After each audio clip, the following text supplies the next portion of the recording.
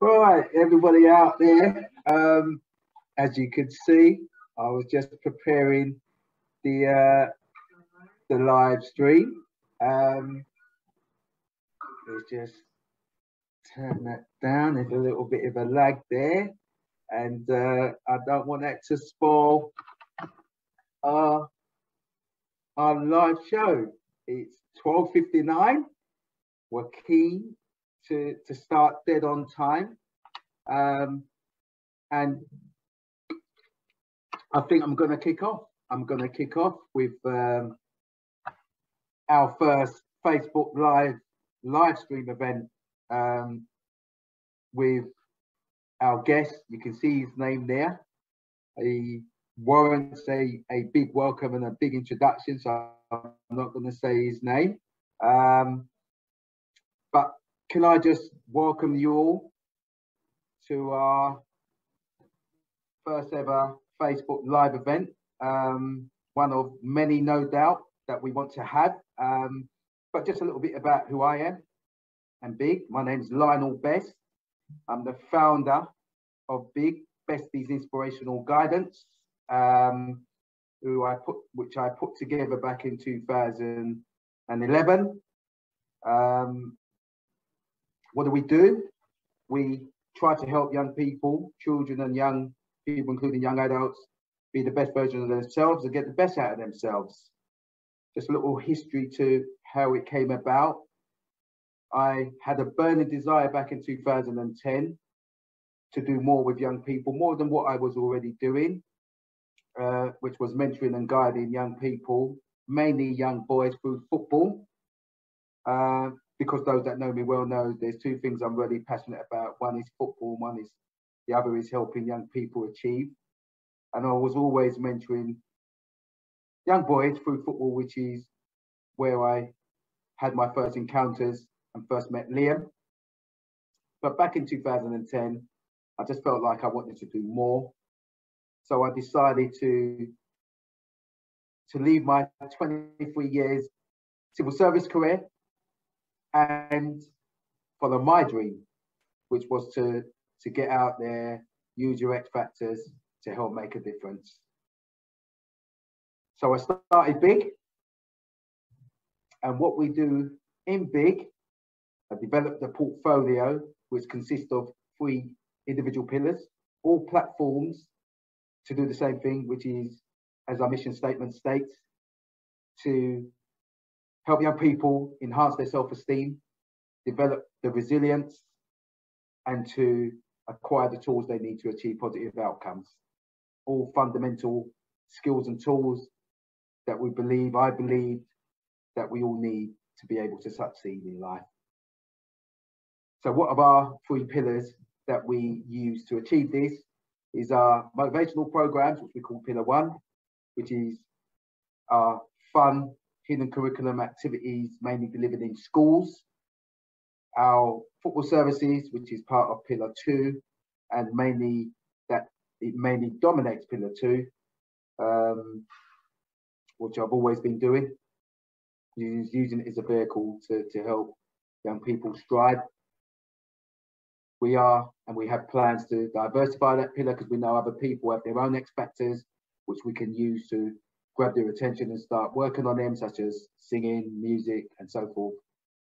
But at the moment, it's dominated mainly with football, but our last pillar is our employability skills programs, which we've always offered work experience opportunities to young people, first and initially attached to our holiday football programs, but now in office-based other corporate service activities and career duties. But the main thing that we're proud of and we spend a lot of attention and time on, dedication and commitment, is helping those young adults who are not in employment, education or training to get back on track through our employability skills workshops. So that's what we do. I started as a sole trader, but we are now a community interest company, and we are striving to grow and are proud of our achievements along the journey of our 10 years progress so far. But that's enough about me and BiG. This is now about the live event.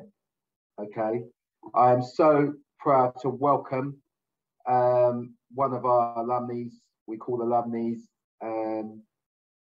someone that I've had contact with and helped or tried to help support along his journey. Somebody who's made me proud, who has just kept going despite difficult challenges that we will go through and hurdles that he's had to overcome to get to his chosen career, his dream profession, and someone who has got there. So without no further ado, can I ask Mr. Liam Gordon of Division 1 Bolton Wanderers Football Club to reveal himself as he joins me on this live event. How you doing, Live? How you doing, Liam? Good, thanks. You? Not too bad, buddy. Not too bad. Can I ask everybody at home who's watching this, who's plugged into this, just to show him some love, show him, give me some thumbs up, give him some claps, just to welcome him to this event, which I'm really grateful to have you here, Liam. But I've done a lot of talking, obviously just introducing Liam and talking about BiG. So I want to go straight over to you, Liam, and just ask you in your own words, just to say a little bit about yourself in terms of your journey, your football journey, from say your AFC Wimbledon days, and what you can recall and remember from that to where you are now as a Bolton Wanderers footballer. Yeah, definitely. I think I was probably year 7, so what's that, 12? I think 11, 12, when I got scouted for AFC Wimbledon. So I went on trial there, and fortunately I got in, and I was there for, I think, 2 years. I was at AFC for 2 years, doing well. I was left mid at the time, but I was very small as well. But I was there, I was playing, I was enjoying my time as a young boy playing football. And then obviously I think I hit 14, 15, and no, 14. And I had a meeting, and everyone was kind of, a lot of people were getting released. And I thought I was doing well, but I didn't think that was going to happen. And then, unfortunately, I got released, but that's obviously part of football. At the time, that was probably one of my hardest points in football, because I just thought this was my dream, and it's going to be so hard for me to get back up to where I wanted to be. And then 2 of my friends, I was at AFC with 4 of my friends, 4 of my close friends who I'm friends with now. At the time, we were all at AFC together, and 2 of us got released, and 2 of them stayed on. So then that played a major factor in it as well. So I was looking at them saying, they're getting kept on. We all went to the same school as well. So they were at school, going to training, getting day release from school and going to training. And I was thinking, that could have been me. And that hurt me a lot. And then after AFC, I just didn't want to. I said to my mum, I said, like, I want to take time out of football just to get myself together. But just, I didn't know where I was going. I wanted to be playing at an academy, but I know that wasn't happening at the time. But I just wanted to stop. So I wanted to stop for a year to get my head together and go at trials if possible. But my mum said to me, my mum just said, look, this is not going to happen. Like, you're not going to stop your dream and sit around. And then she said to me, you got training with Carshilton next week. And I was like, Carshilton? I was like, where's that? Like, I didn't know who they were or anything. But then went down there, I was training, and then I got back into finding the love of the game. That's the main thing. That was the main thing for me, just finding the love of the game. And yeah, I fell in love with it back again. I went there, I was in the left mid, and then there was a boy who was faster than me at the time who come on trial as well, much faster than me. I backed myself on my speed, but he was different speed. And then they said to me, oh, like, we'll put you left back. And I said, okay, like, I'll try it. Obviously, you got to be versatile in football. You got to be open-minded to trying any position. So then I went there, played left back. He played left mid, and I just found a natural love with it. I loved it. I just used my attacking abilities, what I used to think when I was a winger. I just used them for left back and just carry on attacking, but also trying that discipline in defence. So from then, from I think 15, 14, 15 onwards, I've been a left back. And then I was at Carshalton until I was 17. I made my debut when I was 17 for the first team. Probably the worst debut I've had though. I think we played Ramsgate away. I think we lost 7-1 in that, and I got a red card. That was probably the worst. Yeah, I got a red card on my debut. But anyway, I was enjoying it though. That was the main thing. I was around the first team when I was young. It was a good experience for me. And then one of a coach that I knew told me to go on to an open trial against Dagenham and Redbridge. I said, okay, cool. Went there, went to put my name down. They said that, no, you're not meant to be here. That your name's not down. I said, oh, okay, I've been told to come here. And then they put me on the bench. Didn't come on until about the 70th minute. I thought, there's no way they're going to want me after 25 minutes or whatever of watching me.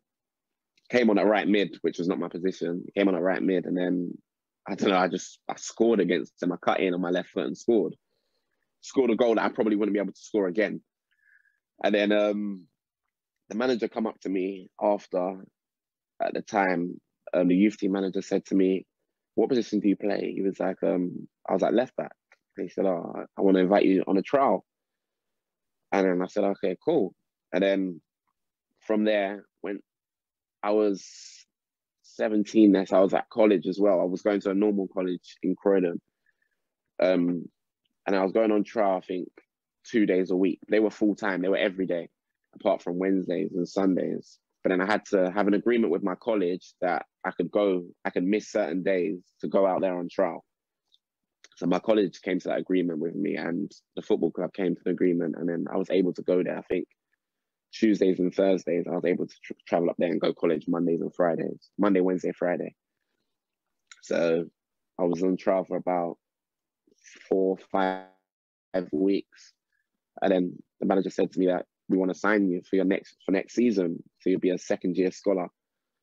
So from there, I just said, look, I need to get my head down. I've only got 1 year to impress. Because obviously you've got 2 years. With a 2-year scholarship, it's after the 2 years, up to year 18, they decide whether they give you a professional contract or not. So I only had 1 year to impress. Other people have already had that through the first year, and they were known and established at the club for the youth team. So I just got my head down. Obviously, yeah, enjoyed myself as well, but I knew what I was there for, and no one was going to stop me from getting that. And then that year, I don't know what it was. Something clicked in my head, and I just carried on doing what I was doing, and I was enjoying it. I was playing really well. And then at the end of that season, they offered me a 1-year professional contract. Then a year in my first professional contract, I went on loan.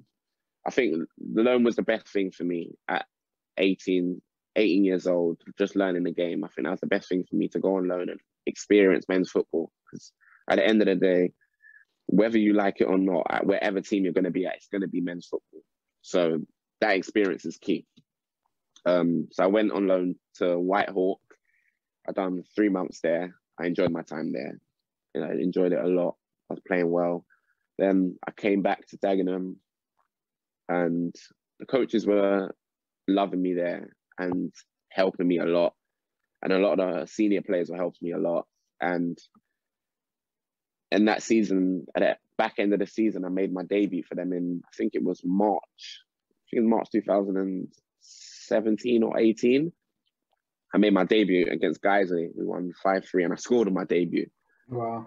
So, yeah, so that was massive for me. That was just a massive confidence booster as well. So I scored on my debut, and then played against Macclesfield again. So I played 2 games in that season. And then they offered me, at the end of the season, they offered me another year. So they said that they wanted to offer me another year and keep me on. So I said, okay, cool. So I didn't feel like the hard work was done, but I just felt like I've been rewarded for my hard work. And then that year was probably my breakthrough season. The manager left, who gave me my professional contract, John Still. And then Peter Taylor came in. He was an ex-England manager. He came in, and yeah, from there, he gave me the trust and confidence to just go and play. He knew I was young, he knew I'd make mistakes, but he just gave me that trust. And yeah, I think I played in that season, I think it was about 40 something games, and I think I played about 35 of them. Obviously, yeah, it was up and down with that season because he couldn't expose me to too much because I was young as well. You don't want to expose a young person to too much, but so he took me out of the team at certain times, and yeah, I felt down, but he did explain it to me as well, at why he took me out of the team, so that helped me. And then yeah, that season I'd done really well. I played the 35 games. Then at the back end of that season, I think I went away with my country. I went away with Guyana to Gold Cup. So Gold Cup, we played it in America. In our group stage, we had America, Panama, and Trinidad and Tobago. And that was by far the best tournament I've ever been in my whole life. It was unexplainable. I think it was 22,000 when we played against America. It was a complete sellout. And I remember running onto the pitch for the American game. And then my friend was just like to me, he said, take it in now. He said, take it in now. And then when the whistle blows, it's showtime. Right? But like, it was so overwhelming. Like I couldn't hear or speak to any of my players on the pitch. Like you can't hear them. You can't hear the managers. You can't hear anything. I'm sorry, I'm going to have to stop you there, Lee. I'm going to have to stop because you skimmed through past that you did. I know, but just for the benefit of our audience, you mentioned, you went and played for Guyana. So yeah, can you explain to our audience that you're also an international player? And you've just mentioned, another experience being able to go and play international football against the USA. America, who probably, and Trinidad and Tobago, who we know who have qualified for major competitions at some point. So you just skimmed past that. I don't know if many people would have heard that. So can you just say a little bit about that? I mean, obviously you mentioned about that particular game. How did you? Yeah. How was you able to be in that arena to get picked up to play international football?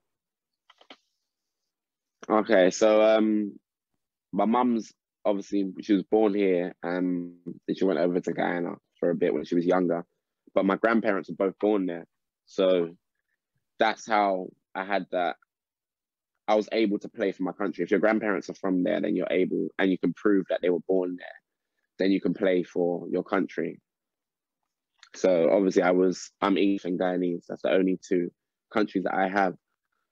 And then one of my friends at my team were playing for Guyana. And then he spoke to the manager at the time and said, look, we've got a left back and he's good. And we'd want him to come and play with us. And then the manager came down to Dagenham and spoke to me and said, look, if we qualify for the Gold Cup, he said, like, I want you to be involved. I want you to come. So that's how that came about. And then I got a call from him just saying, look, we want you in the squad for the Gold Cup. We go to America, I think it's the start of June, I think 2018, 19, he said we go to 2018, yeah, we go to America. So I said, okay, cool. That whole experience, like being away with the camp, I think we traveled, I feel like the plane was our bus. We were traveling everywhere by plane. So we were out there for a month. And I don't know how many flights we took. I never used to like flights. I used to be so scared of flying. I don't know why, I was just so scared of it. But because that became the norm, I was used to it.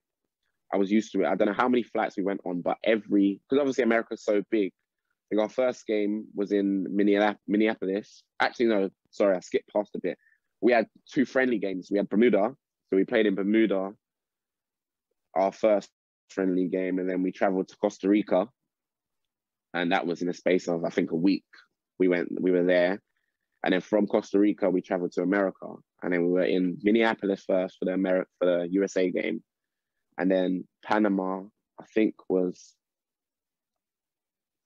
was Ohio. And then we went Kansas. So all of that time, there was no time for me to be scared about flying. Wow. So I had to just go. I was just traveling everywhere. And for me, it was just an unreal experience the world and traveling, especially traveling, doing what I love. Like nothing can beat that. So yeah, Excellent. that was an unreal experience. Excellent. And then, Well, I'm going to hold you there now because yeah, I can get carried away and listen to this because I am aware of some of your journey, but listening to it in detail is the first time I'm hearing a lot of what your feelings were along your journey, and certainly your international experience, etc. I have some questions that I want to ask you, and we have some young people who will be joining the session just to ask you some questions as well. And I need to stick to time. Everybody knows me, knows that I can talk for England, and I need to structure myself, so I need to follow my script here. But a lot of things jumped out at me when you were just talking about your journey, Liam, and I know I'm going to pick them up. Things that you had to go through, things that you did, things that you had to accept even though you didn't like, and they are really powerful messages for young people watching this live stream. Things that I try to what's the word I'm looking for? I try to ask young people to be realistic about, because you can chase your dreams and you can achieve your dreams if you are realistic with what the journey entails, and that's hard work. You can't get away from hard work, and I heard a lot of that coming out. But the first question I want to ask you, Liam, how did Liam's journey with BiG stroke Lionel begin? How did you get in contact with Lionel and BiG? And what did you get involved in? So I think it was many years ago now, a lot of years ago. It was 2000, I think 2009. 2010 it was. With my best friend, who's still my best friend now, his dad passed away. So his dad used to help me with football. Was a massive father figure in my life. He played a massive role in my life. And obviously I can't thank him enough for what he's done, but he played a massive role in my life. And so obviously Lionel was friends with him. And then that's how I met Lionel. When we were, I don't know if it was at an event that the family tried to host, like in memory of him. It might have been that, or it might have been at a funeral or something. But that's how I came in contact with Lionel. He knew I'd done football, and he wanted to help me out and help me and my friend out. Yeah, that young man who left us too early. His name was Clinton Rule, and I will be saying a bit about Clinton Rule as part of this because it is important to understand what Lionel Best is about, to understand what BiG's about, and to understand what Lionel Best is about. You have to really know the impact that Clinton had in my life. Like Liam was saying, very, very big role in my life. Clinton Rule played. And I will be spending a bit of time to talk about some of those things that has led to the legacy that BiG is continuing from Clinton and wants to keep it moving for others to then continue. So I totally agree with that, Liam. But I thought I would share this video that reminded or hopefully will remind you. It was nice putting together this video of you guys. There's a young Liam there. I have been circulating this as a promotion video. But just before I start, I mean, Liam talked about and spoke about close-knit friends. And my recollection of his journey with AFC Wimbledon. And certainly this video and this sessions we done Saturday morning sessions. This is before we started BiG. And I'm trying to remember, and I can't remember, you may be able to shed some light on that, Liam, if this was when you already had your trial for AFC Wimbledon or when you guys were being prepared for it. But all I know... Being prepared. It was being prepared for it, wasn't it? Yeah. all I know that I had a good friend of mine called Jeremy Saucer, who I worked at Crystal Palace Academy with. I got a lot of respect for that man as a person and as a coach, and he was one of the lead coaches at AFC Wimbledon. And I know that they had trials down there, and I know that between you guys hearing about the trials and me suggesting that others go on there, we decided that we would do a little bit of work. We never decided, we were doing it anyway, but it was hard to get in preparation for that. I look at these fives here. You mentioned the four of you guys, but there was another, you know. Yeah. I will be speaking about, I will mention the names, first names. There's Jaden next to me, Kieran, son of Clinton, who's a quality player as well, Darnell. But in between Darnell and Kieran, who are people that you've known for years, there's also Ashan. Who was also a quality player, and yourself there next to me on my right. But for me, Liam, I must say, when you guys, I remember speaking to Jeremy, obviously the person I didn't know at that time as well was Jaden, but then became got to know Jaden as well, and all you guys were, you know, if I can start showing the video, you were very serious about your football, very receptive to what we were trying to work on and develop. And even though it wasn't a surprise, it was a really proud moment for me when I got that call from Jeremy, even before you guys told me that you got in, that all five of you got into AFC Wimbledon. For me, it was almost like a proud father to know that you guys, especially looking at this again, you put in the work, and you had the right mentality. And 5 going on trial and 5 getting in. Wow, that's a bit unheard of for me. It's four at the time. Like, remember, Ashan went to Palace. Yeah, Ashan had just been released from Palace. I mean, Ashan I've known from a few years before. We were took down Palace and done very well to get into Palace. And it was around that time that Ashan, he got released, and it came at the right time when you guys were preparing for the AFC Wimbledon. The trials. And the trials, and then he got back in there, which was really quite refreshing to see. But all I know is almost like a proud father, all 5 of you all went, and Jeremy said, we like them all, you know, and just to hear that, just to let you know, was a proud moment for me. But I just wanted to ask you, Liam, what can you remember about the Saturday morning sessions, and what did you get from that? It was early. That's what I remember. It was very early. That's what it was.